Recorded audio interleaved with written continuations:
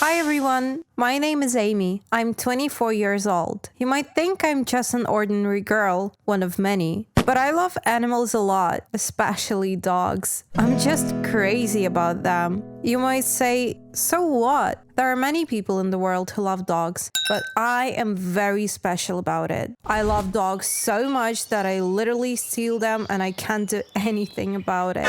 So let me tell you how it all happened. Since I was a kid, I had a great passion for animals. I was always dreaming of becoming a veterinarian when I grew up. I often brought homeless and abandoned kittens and baby dogs from the street to our home. I looked after them and took good care of them, and after they recovered and were back to life, I gave them out to good hands, to our neighbors and family friends. I always wanted to keep all these animals at my home just for myself, but my mother would never let me. She didn't like animals that much, and she didn't want to turn her clean and beautiful house into a shelter for animals. But one day, Jesse came into my life. Someone threw a baby corgi to the garbage dump. I saw him there one day and took him into my hands.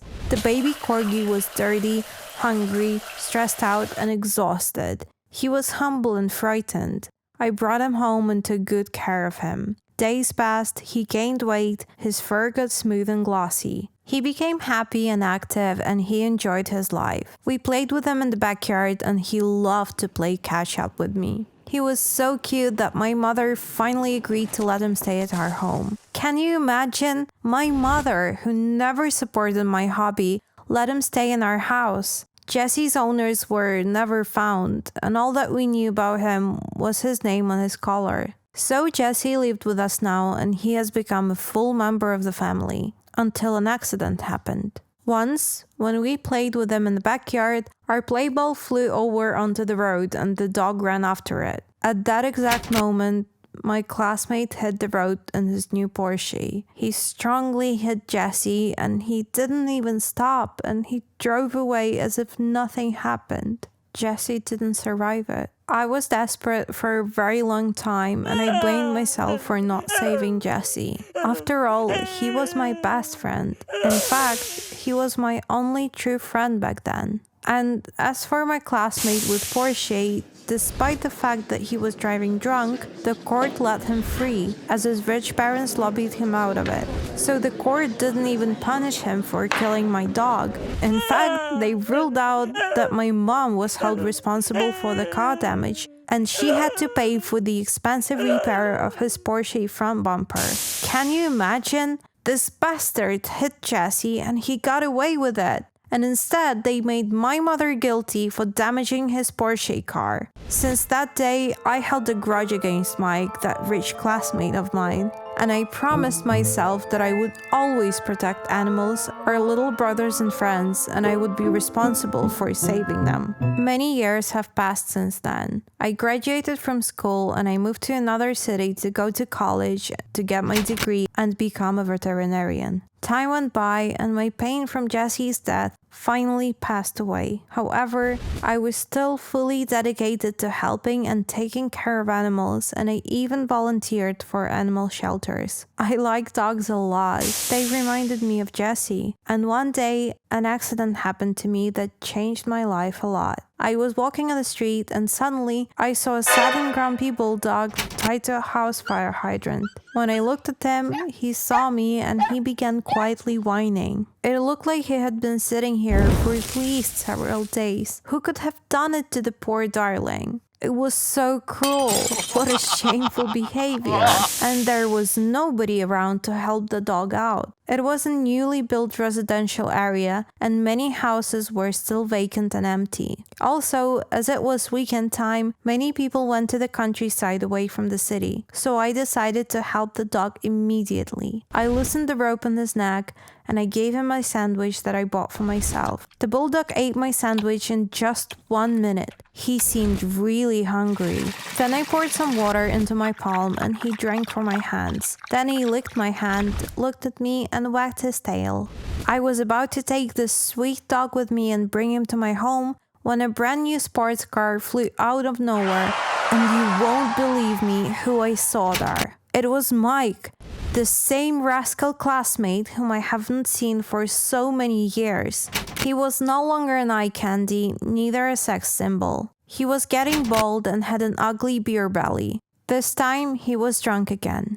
Also, he didn't recognize me, and I was happy he didn't. Mike jumped out of the car and ran to me. "Thank you, dear, for finding my dog. I'm very grateful to you." Then he pulled a check from his checkbook and signed it. "And by the way, if you're looking for real estate, here's my phone number. My name is Mike and I live in this area. Hope to see you soon." "Well, okay, I have to go. Have a good weekend." Then he grabbed the bulldog and pushed him into the car. The bulldog resisted and whined.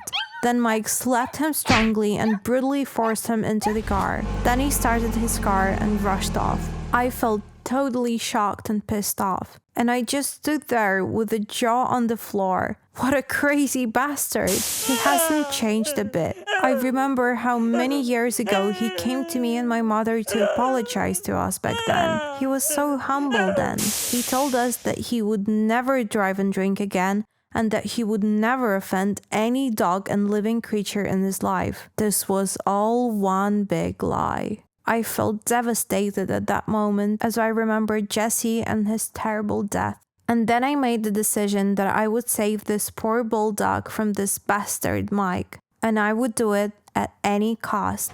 Next morning, I woke up early. I found the address of Mike's house on his business card. I came to his house and parked my car round the corner. And then I waited until he and his wife would leave for work. Then I decided to move on, sneak into the house and steal the bulldog. I put on a dog mask to hide my face so that nobody would recognize me. I quietly crept into the backyard and I heard a familiar barking. Then I crept a little closer and smelled the dog. The bulldog recognized me, licked my hands and wagged his tail. I carefully removed the collar from him and was about to take him in my hands and run away to my car. But then, all of a sudden, Mike came back. I heard his steps and I froze. Did he forget something? What if he would see me now? Will he call the police? I froze in horror. But then he just walked past the dog kennel and he didn't see me. When he was about to leave the house and close the gate, the bulldog barked at him from his dog kennel. There was a cat walking on the sidewalk and the bulldog just couldn't stay quiet. Mike froze for a moment, but then he shrugged his shoulders, got into his car and drove away. I took the bulldog on my arms and I ran away from his house as fast as I could. I got into my car and put the dog in the passenger seat. He was delighted and he licked my hands again. And then it hit me. I stole someone else's dog. What shall I do with it? I tried to calm down and I told myself it will just stay with me for a while and then we'll see. Next week I walked near Mike's house a couple of times. There were a few announcements of the missing bulldog here and there. Other than that, it was all quiet, until the day when the police came to my house. They found me through my old neighbor, Mr. Resnick. Mr. Resnick was an old man living in retirement. He was living all alone and didn't have much to do, so he spent all of his time sitting in his living room looking out of the window. He followed everyone and would always come up with weird conspiracy theories. So he saw me that day, carrying the bulldog in my arms right into my house. So one day, 2 policemen knocked on my door and they said they were looking for a bulldog that went missing last week from a neighboring area. I shouted, "1 minute," and I started to frantically run around the house and think where to hide this bulldog. The bulldog was just sitting in my living room on the floor mat, and he was looking at me with his cute eyes and breathing out loud with his tongue out. I felt very nervous, so I grabbed him and I pushed him into my bedroom wardrobe. I gave him some dog food just in case, so that he would have something to work on and not make noise while the police were here. The cops asked to let them in, so I decided to open the door and make myself look innocent. The policeman asked me for my permission to look around the house. They told me that Mr. Resnick, the old neighbor, saw me coming home with a bulldog in my arms. He claimed that it was exactly the bulldog that went missing from Mike's house. I made the surprised face expression and I told them I had nothing to do with it. I said, "Mr. Resnick is just an old man and he's bored, so he's just imagining things." "But do you have a dog?" asked the second cop. He pointed to a bowl on the floor full with dog food. At this moment, I felt very uncomfortable. What should I say? So I said, I had a dog before, but my dog died recently, and I just cannot throw its belongings out of my house yet. It is very emotional to me. At this moment, I automatically grabbed the bowl from the floor and started eating the dog food, crunching it like a dog. The police officers looked at me in astonishment. They thought I was crazy. They were already about to leave, and I showed them to the exit door, but suddenly they heard a heavy, ragged breathing from the wardrobe in my room. The policeman stopped for a minute and listened to it. Then they looked at me. Don't you think it sounds like a dog breathing somewhere here? Asked the policeman. He looked at me and I stuck out my tongue like a dog and began to breathe heavily. I should do more sports because I have a shortness of breath, I said. They opened the door and were about to leave, but then suddenly we heard a loud dog barking. The bulldog was probably feeling lonely or just wanted to get out of the closet. The policeman heard it and looked back, and then I got this very stupid idea to bark myself. They looked at me in absolute shock. I explained to the officer that I like to bark sometimes as it reminds me of my dear old dog.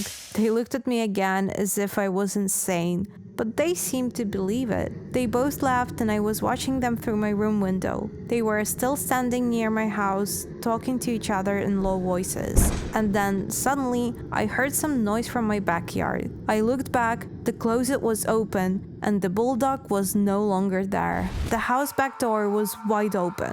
This little brat got out into the backyard. I started quickly running around the house and looking out of the windows. And suddenly, I saw him. I was about to have a stroke as I saw him sitting right behind the backs of the cops who were discussing something. He was looking at them with his tongue sticking out. The cops could find him out just any moment. So I had to do something and do it just very fast. So I howled like a wolf. The cops were dumbstruck.